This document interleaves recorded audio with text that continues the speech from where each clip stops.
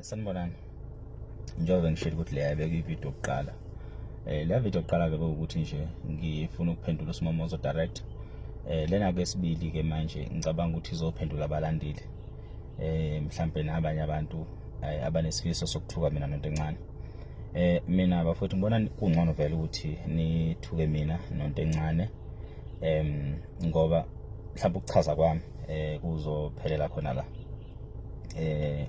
Angifisi ukuthi kugcina kungena amagama abanye abaculi. Angifisi futhi ukuthi ngigcine ngilimaza ama brand noma ngihlula ukucabangela ama brand abanye abaculi egameni lokufuna ukuzithethelela mina nonto encane nongelo V. Kodwa ngizothi mina nonto encane kakhulu. Ngoba uma sokhuluma iqiniso lapha e-changing room uma abafowethu esasinabo lapha ababekhuza kwakuyimina mhlambe nawabona nama video masisuka nje emagroundini nje imina wayikhuza kakhulu from egroundini ema-changing room kwakuyimina uSomntwana kanye noNjoko. Mina nje amagama azaphuma abheka ngakimi ekukhuzeni kwami kwathiwa ngathi senikhuza njalo ngathi ningabafazi anoke niyeke insizwa zelo. Ibrand enkulu ke le ekhuluma lokho, ibrand enkulu mhlambe enkulu kunathi sonke esasikhona lapha e-changing room. So nawe ungachecka nje ama brand ayekhona e-changing room because futhi angizokuthanda ukumention igama lalo muntu. Ngendlela ebucayi ngakhona lento kangangoba ngalesa sikhathi lesi kwazi kwaphuma ngisho neibhamu zaphuma ibhamu lapha e-changing room. Angeke uSimomoza kuveze lokho because kunama brand akawahloniphayo, kunama brand akawacabangelayo, kodwa ukhethe ukuveza lokhu kukanti encane kakhulu. Still mangase kuthiwa siya deep sigcina sikhuluma ngalento ngaze kugcina kuphuma ukuthi kahle mina e-changing room ngimsulwa because angaze ngithuke umuntu futhi angaze ngikhiphe spam, kodwa bakhona abayikhipha ibhamu e-changing room ngoba kunamanye ama-brand okumele avikele, kunamanye futhi akumele abulawa. Angisho futhi ukuthi mina abaculi abaphumela obala bechaze, kodwa ngiyafisa ukuthi engathi bengaliqondisa lolu daba because ngiyazi ukuthi for the fact ukuthi njoba wonke umuntu athula kangakhuluma ngalo, it's because wonke umuntu uyaunderstand ukuthi lento le ilimaza ama brand amaningi kakhulu. Mina ke impi yami enkulu noSimomoza yasuka ekomidini. Ngamxosha ekomidini sinonto encane. Kwakunekomidi ke lapha elaliphethwe yimi uSimomoza unto encane noThandazani. uSimomoza nje wahlulwa ubudoda wabhakuza wayale okwagcina kungiphoqa ukuthi ngimkhiphe lelo komidi futhi ngaze ngamxosha nasethimini. Ehlulwa yikho nje lokhu ukwenzisa kwendoda yenza bona lobufazi lobu. Abantu ababehamba phambili kumxosheni kwakuyimina nto encane.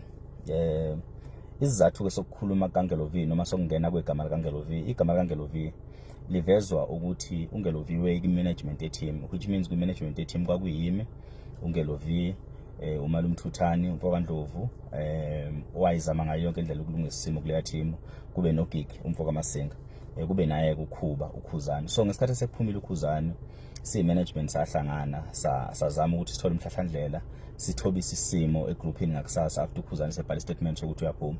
uKhuzani statement wasiqala sibhala ngakuthina kwi-management wagcina kwi-main group. So thina sabe sesazi ukuthi uKhuzani sephumile. Meqeda ukuphuma uKhuzani sabe sihlala phansi nge-management sibheka ukuthi isimo singasilungisa kanjani ukuthi team ingahlakazeki.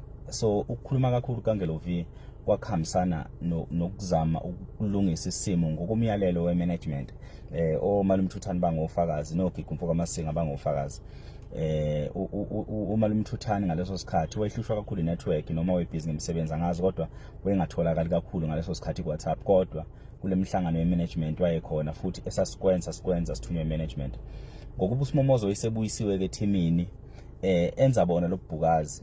Ukubuyiswa kwakhe ethimini wayethreatenisha i-team ukuthi uzokhipha zonke indaba zasethimini, ekhiphe yonke into nge-team, ekhiphe zonke izinto esisuke zenza sisodwa siyi-team.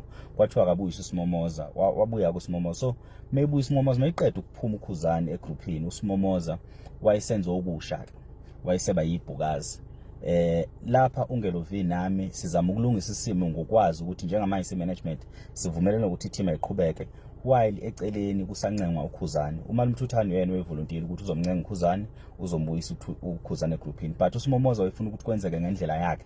uSimomoza wayefuna ukuthi wonke umuntu ayidikile i-team, ayishiye i-team. So ngaleyo ndlela ke sasizama futhi ukuqondisa libona lobo bhukazi ukuthi sithi sihlangene sizama ukulungisa isimo, kube khona umuntu ofuna ukuthi yena enze ngendlela yakhe enganabo kwabuholi bokulungisa izinto. So uNgelovi ungena ngaleyo ndlela, igama lakhe ligqama kakhulu ngaleyo ndlela.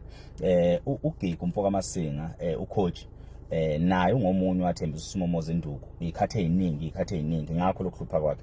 Kwakungemina ke ngedwa, mina ngathi ke mase ngisaqhubeka nemiyalelo yemanagement ngithi ngibuyisa uSimomoza ngimfaka endleleni. uSimomoza wabe saqonda nje kumina esehlala nami ithonto khona lapho hawuma ngithi nangu uSimomoza ekhwele dilika ngabe sengimtshela ke nami ngendlela engimtshela ngakhona saxabana. But even before sixabana noSimomoza kwase kunenkulumo ezivilayo zokuthi imanagement idla imali ye-team, okwasimangaza because kwi-management kwakhona imina, uKhuzani, uMalumthuthani, uGig umfoka Masinga, kanti nonto encane wakwaba khona egroupini. So now izathu esikhulu semanagement esasenza ukuthi kungathi mayiphuma ukhuba mase siyaphuma nathi siyalandela noma kuthiwa i-team ayivalwe, because wayengayena umuntu oqala evama ukuphuma egroupini ngenxa zey'nxushunxushu ezazikhona. Baningi abaculi abaphuma egroupini, abanye bephuma bebuye, abanye bephuma forever. Unto encane wakwaphuma exabene negroup, exabene ne-team, uSminoff wakwaphuma, uJiva wakwaphuma, baningi abake baphuma, nabo uSimomoza bakwaphuma, inqwaba omashelela abake baphuma. So umculi mayiphuma wayiphuma nenkulumo zokuthi mhlambe akaphathekile kahle lana sasihlezi ke sibambana esekhona nayo Khuba ukuthi bafethu umuntu ophumile akangalandelwa, umuntu uma esayithanda team uyobuya. So still management yahlala kuleyo myalelo. Yabona nje mina ngiyaphila kakhulu nonto encane, kodwa ithi mayibhedile ephumile egroupini ngangingamlandeli mina ngiphume naye. Mhlambe kuneyithombe kubonakala ngijima naye la sisemakhaya eGreytown, because siyaphilelana even ngaphandle kwebhola. Kodwa sasithi masixabene ebholeni, ngoba sasixabana ngempela ebholeni mina naye, sasithi masixabene ebholeni, kodwa ngokuphilelana kwethu kwasecene sasiqhubeke siphile, sihlangane sijime ndawonye, kodwa ufike ukuthi asisadlali ibhola ndawonye. Kahle iyona into engizama ukuyiveza ukuthi kangangoba le group le kwathi makuphuma uKhuzani ngamemezela ku-management after sekuvela ukuthi thina sidla imali, ngabe sengimemezela ku-management ukuthi hayi bafowethu mase kunento esikhuluma kanje kuthiwa sidla imali ekubeni kuyithina esikhipha imali, ngisacela ukhoxa kwi-management, ngisacela futhi ukuphuma egroupini. Bayakhumbula bafowethu bangincenga bangifonela ngicela ungaphumi aluze lilungise lo daba, ngavuma ngahlala ukuthi siyalungisa ke lo daba. Kulapho ke sasesixabana khona ke noSimomoza egameni lokuthi sizama ukulungisa i-team ukuthi ayingahlakazeki, i-team ayingafi ngokuba sekukhona oyedwa wethu osaphumile. Sasinethemba lokuthi usacasukile, soba nendlela futhi yokumbuyisa kuzokwehlisa umoya, kuxoliswe la akangaphathekanga kahle khona, kanti ke futhi naye sasikulindela ukuthi mhlambe ngehle exolise la akangayiphathanga kahle i-team khona, uma elibona iphutha lakhe. Kanjalo futhi ne-team ayoxolisa uma nayo ilibona iphutha layo ngokwenza kwayo lokho ayikwenza lapha ema-changing room, because ema-changing room bancane kakhulu abantu abebemsulwa, akekho umuntu wayemsulwa ema-changing room. Udaba olukhulu lwenzeka lapha ema-changing room. And I believe kunamanje igroup isekhona, igame yokugcina ile eyidlalele uJ yayihlelwe khona lapha kuleya group ngomyalelo ophuma kuyena uKhuzani sengaphandle kwegroup ecelile ukuthi ucela uMaskandi behlangane kukwenziwe activation eCarnival City. Kanti ke wayeseke wawahlela lamagame amabili eThekwini engasekho egroupini. Kulawa seThekwini angibanga khona, kodwa kulawa seUJ noma mina ngingasekho egroupini, kodwa ngaba isimenywa ngafika ngazodlala ngimenywe yibo abafowethu ababe khona egroupini. So kodwa mina ngabe sengiphumile, ngaphuma nenike egroupini after ngibona ukuthi isimo siyahluleka ukulungiseka. uKhuzani esebuyile wazochaza ngokuphuma kwakhe. Kulapho umuntu abeka umbono wakhe, wabeka icabanga leso sikhathi leso. Wathi uKhuzani may conclude ukuthi ayena ngempela uyaphuma egroupini, wathi noNjoko meyivalelisa ngabe wesithathu ukuvalelisa, wathi mayishaya left uKhuzani wawushaya uNjoko left, nami ngabe sengushaya left wami. So ngabe wesithathu ukuphuma kule group. Sabashiya, which is I believe namanje team igroup isekhona. Nginenkolelo ukuthi ukuba uyibrand uSimomoza ubengekayenze lento, but akazi nokuthi yini ibrand. And lento ifana nokulala nomuntu wesifazane maqede ekushuthe unqunu ungagqokile maqeda iposta lento because akazi ukuthi ibrand kahle kahle ivikelwa kanjani. Ukuba uyazi ukuthi ibrand ivikelwa kanjani njalo uSimomoza ngaba akayenzile lento akayenzayo.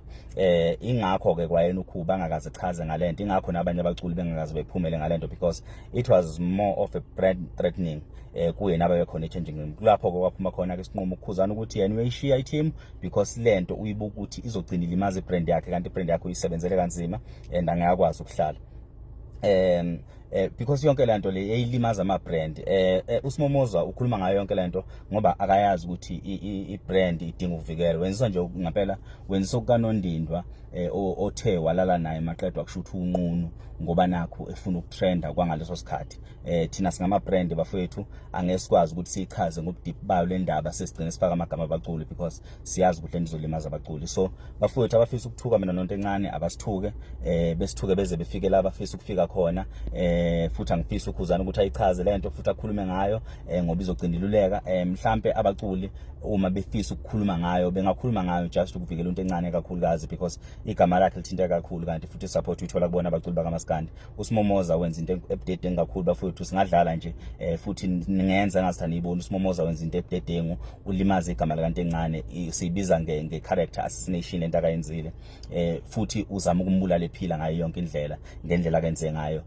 Bafowethu abafisa ukusithuka bengaqhubeka besithuke, akukho okunye sokuchaza because we understand ukuthi usho ukuthini ukuprotect your brand. So angesikwazi ukuthinta amagama abantu, angesikwazi ukuthinta amagama abaculi abangakaze bekhulume ngalento. Izathu ukuthi sifake ukuthi uSimomoza wayinenkinga neteam, it's because ikhathi zonke nokuxoshwa kwakhe eteamini kwakuhlangane nokuthi wayengawa attend ama games, wayengafika emagameni, wayifika kuma game asegoli because kwakunzima ukutravela kwakhe ngoba wayesaba ukuhlangana nale ndoda eyayumculi ekhona eteamini. Akenza into ekhohlakele eyasenza ukuthi sihlanganise imanagement izama ukulungisa izikhathi eziningi. Ukubuya kwakhe uSimomoza sasihlezi sithi Simomoza kulungile ke sokuvikela ukuthi le ndoda ingaze kufike la yona esifuna ukukufikisa khona. So bafowethu bekuyivideo yami yokugcina le ngichaza ngalolu daba. Seningakhuluma futhi nikukhulumayo ningithuka endlela ningithuka ngakhona, ngiyanikhulula, kulungile. Ngithukeni niphinde futhi nimthuke into encane, kodwa iqiniso ilona lelo. Akukho okunye okudeep enizokuthola from kimi noma into encane. Abafisa ukuyikhuluma indaba namafisa ukuyilula bengayilula. Uma beyilula ke akukho inkinga ke isiyodibana esikhaleni kaNtombela.